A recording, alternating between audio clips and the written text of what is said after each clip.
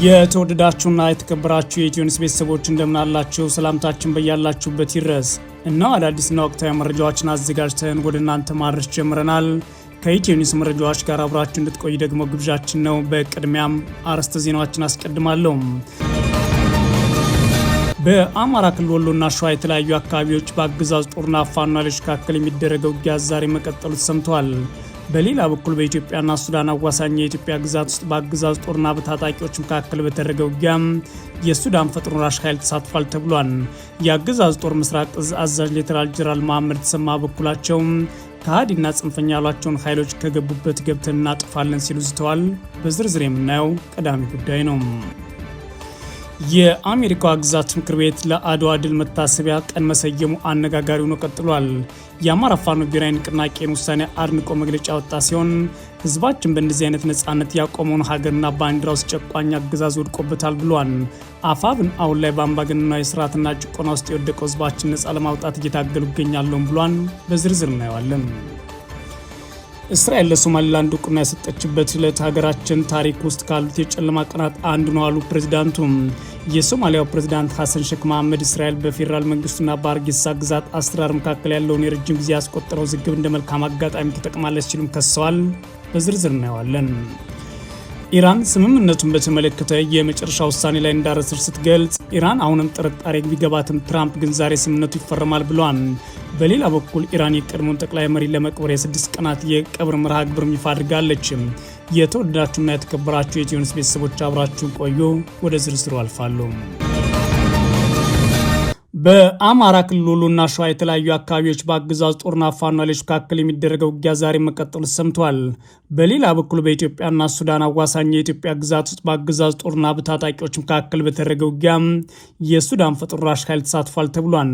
የአገዛዙ ጦር ምስራቅ እዝ አዛዥ ሌተናል ጄኔራል መሐመድ ተሰማ በኩላቸው ከሃዲና ጽንፈኛ ያላቸውን ኃይሎች ከገቡበት ገብተን እናጥፋለን ሲሉ ዝተዋል። በአማራ ክልል ሰሜን ወሎ ዞን ራያ ቆቦ ወረዳ የከባድ መሳሪያ ድብደባና ውጊያ መቀጠሉን የመረጃ ምንጮች ለኢትዮኒውስ ተናግረዋል። የብልጽግና አገዛዝ በራያ ቆቦ ወረዳ ተኩለሽ ቀጠና ከትላንት ሰኔ 6 2018 ዓ.ም ጀምሮ ዛሬም የቀጠለ የከባድ መሳሪያ ድብደባ እያደረገ ይገኛል ያሉት የኢትዮኒውስ የመረጃ ምንጮች ናቸው። በተኩለሽ ቀጠና በቀጠለው ድብደባ የደረሰው ጉዳት አልታወቀም ያሉት የመረጃ ምንጮች ወደ አካባቢው የተቀሰቀሰው የአገዛዝ ጦርና ፋኖ ኃይሎች መካከል ውጊያ ጉዳት ከደረሰበት በኋላ ነው የከባድ መሳሪያ ድብደባ የቀጠለው ሲሉ ተናግሯል። የብልጽግና አገዛዝ በራያ ቀጠና የፋኖ ኃይሎች የትግራይ ኃይሎች ጥምረት ፈጥረውብኛል በሚል ስጋቱን በተደጋጋሚ በከባድ መሳሪያ የታገዘ ውጊያ ማድረግ ቢከፍትም በፋኖ ኃይሎች ከፍተኛ ወታደራዊ ኪሳራ አስተናግዷል ተብሏል።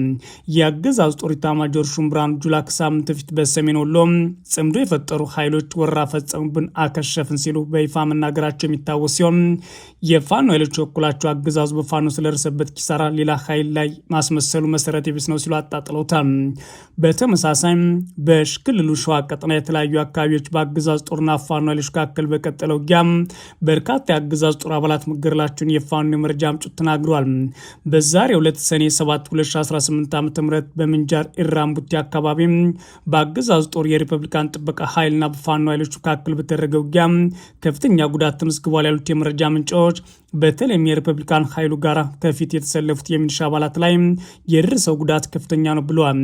በተጨማሪም በአገር ማርያምና የፋት ቀጠናዎች በፋኖ ኃይሎች በከፈቱት ድንገተኛ ጥቃት ሰብአዊና ቁሳዊ ጉዳት መድረሱም ተሰምቷል። በተለይም በይፋት ቀጠና አጣየ ከተማ ቅርብ ርቀት በግርግቢ አላላ የተባለ አካባቢ እና በሀገር ማርያም ንፋስ አምባ አቅራቢያ የፋኖ ኃይሎች ባረሱት የደፈጣ ጥቃት በርካታ የአገዛዝ ጦር አባላት የሞትና የአካል ጉዳት ደርሶባቸዋል ያሉት የፋኖ የመረጃ ምንጮች ናቸው። በሌላ በኩል በኢትዮጵያና ሱዳን አዋሳኝ የኢትዮጵያ ግዛት ውስጥ በአገዛዝ ጦርና በታጣቂዎች መካከል በተደረገ ውጊያ የሱዳን ፈጥኖ ደራሽ ኃይል ተሳትፏል ተብሏል። በምዕራብ ኢትዮጵያ ሱሳ ዞን ኩርሙክና ሸርቆሌ ወረዳዎች ራሳቸውን የቤኒሻንጉል ጉሙዝ ሕዝብ ነጻነት ንቅናቄ ብለው የሚጠሩ ታጣቂዎች ከሱዳን ትጥቅና ስልጠና አግኝተው በቀጠና ገብተዋል በሚል የብልጽግና አገዛዝ ውጊያ ለመክፈት መዘጋጀቱ ከዚህ በፊት መዘገባችን አይዘነጋም። በትላንትናው ዕለት ሰኔ 6 2018 ዓ.ም ጀምሮ ታዲያ በቀጠናው ኢትዮጵያና ሱዳን በሚያዋስኑ አካባቢዎች በአገዛዙ ጦርና በታጣቂዎቹ መካከል ውጊያ መቀጠሉን የመረጃ ምንጮች ተናግረዋል። በተለይም በሸርቆሌ ወረዳ አልቢሮ የተባለች ከተማ የተደረገ ውጊያ ተከትላ ታጣቂዎቹ ከተማዋን ይዘዋል ተብሏል። በውጊያው ከአገዛዙ መከላከያ፣ የቤኒሻንጉል ጉሙዝ ክልል ፖሊስና ሚኒሻ ጎን ተሰልፎ የሱዳን ፈጥኖ ደራሽ ኃይል አባላት ተሳትፈዋል ሲሉ የኢትዮኒውስ የመረጃ ምንጮች ተናግረዋል። በአሶሳ ዞን ጊዛና ገመድ በተባሉ አካባቢዎች ውጊያ መደረጉን የተናገሩት የመረጃ ምንጮቻችን በአካባቢው በብልጽግና አገዛዝ ድጋፍ የሚደረግላቸውና ከኢትዮጵያ እየተነሱ በብሉ ናይል ግዛት ከሱዳን ጦር ጋር የሚዋጉት የፈጥኖ ደራሽ አባላት በኢትዮጵያ ግዛት ከሀገር ውስጥ ታጣቂዎች ጋር ውጊያ እንዲገጥሙ ተደርገው ተመልክተናል ብለዋል። የፈጥኖ ደራሽ ጦር አባላቱም በትላንትናው ዕለት በሸርቆሌ ከተማ በተሽከርካሪ ሲንቀሳቀሱ ድንገተኛ ጥቃት እንደተፈጸመባቸው የመረጃ ምንጮች አክለውም ተናግረዋል። ይህ ሁኔታ በሱዳን ያለው ጦርነት ወደ ኢትዮጵያ የበለጠ የሚያስፋፋ እንዳይሆን የመረጃ ምንጮቹ ስጋት አለን ሲሉ ገልጸዋል። በሌላ በኩል ሌተናል ጄኔራል መሐመድ ተሰማ ከሃዲና ጽንፈኛ ያሏቸውን ኃይሎች ከገቡበት ገብተን እናጥፋለን ሲሉ ዝተዋል። በብልጽግና ፓርቲ የምርጫ ቅስቀሳ ላይ ሲገኙ የነበሩት የአገዛዙ ጦር የምስራቅ እዝ ዋና አዛዥ ሌተናል ጄኔራል መሐመድ ተሰማ ህዝቡን የታሪካዊ ጠላቶቻችንና የባንዳዎች ፉከራ ሳይበግረው በመምረጥ የጽንፈኛውን ጉራና ማስፈራሪያ ከንቱ አደረገ ብሏል። የአገር ጦር ሰራዊቱ ከየትኛውም የፖለቲካ ፓርቲ ወገንተኛነት ነጻ መሆን አለበት የሚለው መርህ ጥሰው በብልጽግና ቅስቀሳ ላይ የተሳተፉ ሌተናል ጄኔራል መሐመድ ተሰማ አሁን የህልውና ጥያቄ ያለን በሚል ትግል ላይ የሚገኙ ኃይሎችም በከሃዲነትና በጽንፈኝነት ሲከሱ ይህ የመጀመሪያቸው አይደለም። የአሜሪካዋ ግዛት ምክር ቤት ለአድዋ ድል መታሰቢያ ቀን መሰየሙ አነጋጋሪ ሆኖ ቀጥሏል። ይህን በተመለከተ የአማራ ፋኖ ብሔራዊ ንቅናቄ ዛሬ ውሳኔውን አድንቆ መግለጫ ወጥቷል። ሆኖም አፋብን በአሁኑ ሰዓት በሀገራችን በገዛ ህዝባችን ላይ አምባገነናዊ ስርዓትና ጭቆና ውስጥ ወድቀናል ብሏል። በአሜሪካ የፔንሲልቬኒያ ግዛት የህዝብ ተወካዮች ምክር ቤት የአውሮፓውያኑ መጋቢት 2 በግዛቱ የአድዋ ድል መታሰቢያ ቀን እንዲሆን የቀረበ የውሳኔ ሀሳብ በከፍተኛ ድምፅ አጽድቋል። ይህ ኤችአር 441 የተሰኘው የውሳኔ ሀሳብ የጸደቀው ባለፈው ሳምንት በግዛቱ የህዝብ ተወካዮች ምክር ቤት በተደረገ የድምፅ አሰጣጥ ስነ ስርዓት ነው። በአሜሪካ የግዛት ምክር ቤቶች አሰራር መሰረት ይህ ውሳኔ በግዛቱ የህግ መዝገብ ላይ የአድዋ ድል በይፋ እውቅና ያገኘበት ታሪካዊ ሰነድ ሆኖ በቋሚነት ይቀመጣል። ይህን ውሳኔ ሀሳብ ረቂቅ የአውሮፓውያኑ ማርች 2 ቀን 2026 130ኛ የአድዋ ድል ቀን ሆኖ በፔንሲልቬኒያ ግዛት እውቅና እንዲሰጠው የሚደነግግም ነው። ውሳኔው በሪፐብሊካንና በዲሞክራቲክ ፓርቲ እንደራሴዎች በተሰጠ 195 ከፍተኛ ድምፅና የተቃውሞ እንዲሁም በ6 ተቃውሞ ብቻ ጸድቋል ተብሏል። ረቂቁ የቀረበው ከወራት በፊት ቢሆንም የምክር ቤቱ የውስጥ አሰራሮችን አልፎ ውይይት ተደርገውበት ከቆየ በኋላ የውሳኔ ድምፅ የተሰጠበት ግን ባለፈው ሳምንት ነው። ኤችአር 441 ረቂቅ ውሳኔ ሀሳቡ ለፔንሲልቬኒያ የህዝብ ተወካዮች ምክር ቤት ያቀረቡት የሰሜን ፊላዴልፊያ ሜሪ ገመሪ ካውንቲ የህዝብ ተወካይ የሆኑት ሴናተር ቤንጃሚን ሳንቼዝ ናቸው። ቢቢሲ የጸደቀውን የውሳኔ ሀሳብ አስመልክቶ ተጨማሪ ማብራሪያ እንዲሰጡ ሴናተሩን በኢሜይል ጥያቄ አቅርቦላቸው የነበረ ሲሆን ሳይመልሱ ሊቀርተዋል ብሏል። ሆኖም እርሳቸው ረቂቁን ባቀረቡት ዕለት በምክር ቤቱ ባደረጉት ንግግር አድዋ ለአፍሪካ አሜሪካውያን ያለው ታላቅ ትርጉም ነው ሲሉ አውስተዋል። የምክር ቤቱ አባል ሴናተር ቤንጃሚን ሳንቼዝ በዕለቱ በንባብ ባሰሙት የመክፈቻ ንግግር በዘመናዊ ዓለም ታሪክ ውስጥ አድዋ የማይናቅ ቦታ እንዳለው ካወሱ በኋላ ኢትዮጵያዊ ንጉሥ ዳግማዊ ምኒልክ እና ባለቤታቸው ጣይቱ ብጥል በአመራር ሰጭነት አገራቸውን ከቅኝ ገዢዎች ተቀራማቾች ማስጣላቸውን አብራርተዋል። ይህ ለአፍሪካ ለአሜሪካውያን በአገር ግዛቱ ውስጥ ለሚኖሩ ትውልደ ኢትዮጵያን ሁሉ ታላቅ ኩራት ነው ብሏል።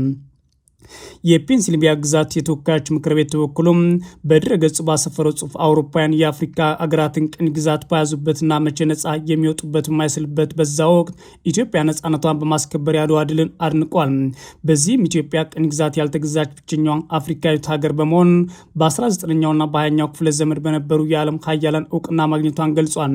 በመሆኑም የአውሮፓውያኑ መጋቢት 2 በፔንሲልቬኒያ ግዛት የአድዋ ድል መታሰቢያ እንዲሆን ውሳኔ ማሳለፉን አስታውቋል። የአድዋ ድል ቀንም በማክበር የአሜሪካን ታሪክ እናከብራለን ብሏል። ምክር ቤቱን ያሳለፈውን ውሳኔ በኢትዮጵያና በአሜሪካ ግንኙነት ላይ የሚሰራው አሜሪካን ኢትዮጵያን ፐብሊክ አፌርስ ኮሚቴም አወድሶታል።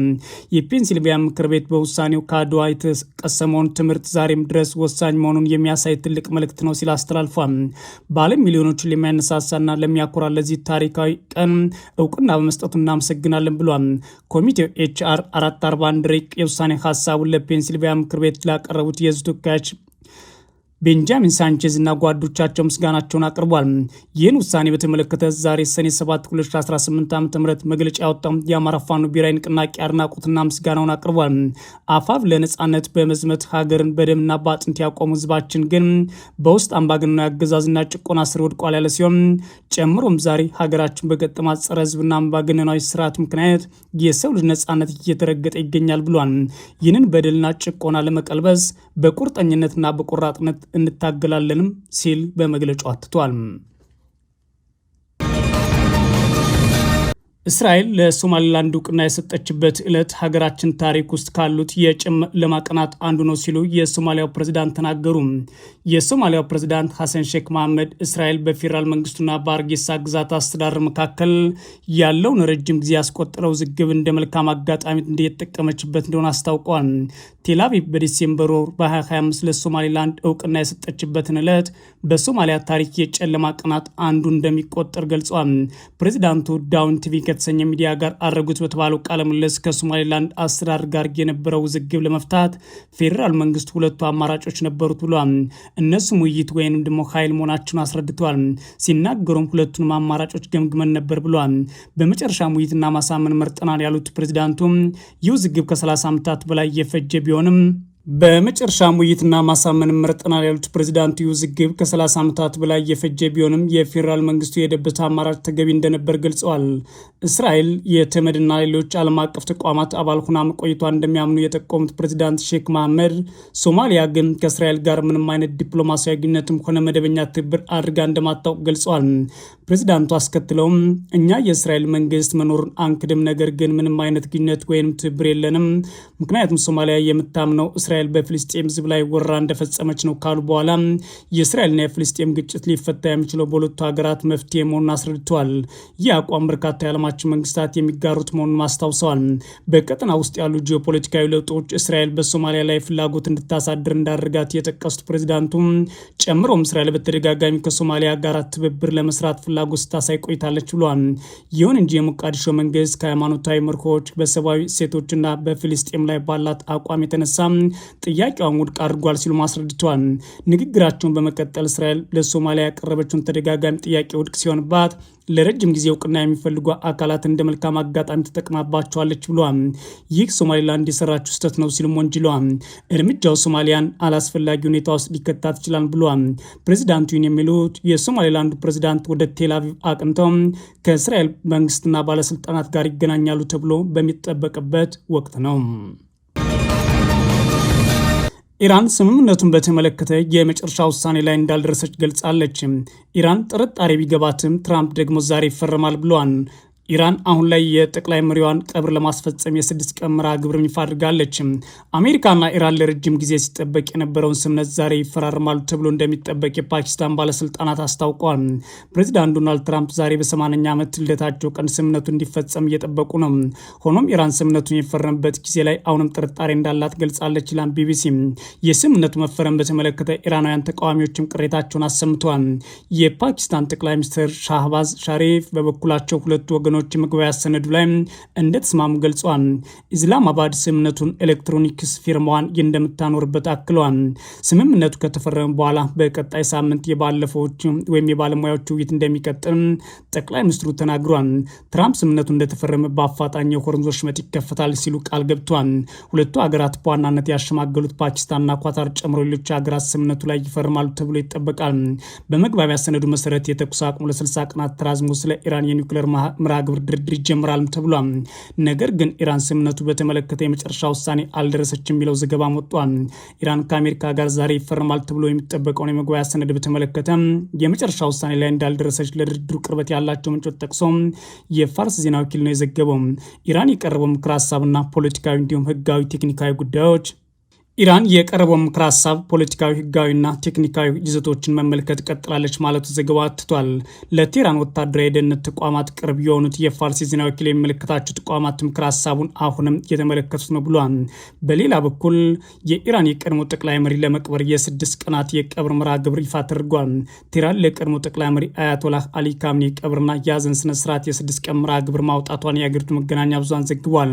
አያቶላህ አሊ ካምኒና አሜሪካና እስራኤል በፈጸሙት ጥቃት መገደላቸው ይታወሳል። ግድያቸው ለ3 አስርተ ዓመታት በእስላማዊ ሪፐብሊክ ሀገር ላይ የነበራቸው መሪነት ጭምር እንዲያከትም አድርጓል ሲል ቢቢሲ ዘግቧል። የተወደዳችሁና የተከበራችሁ የኢትዮ ኒውስ ቤተሰቦች መረጃዎቻችን እነዚህ ነበሩ። መልካም ጊዜ እመኛለሁ።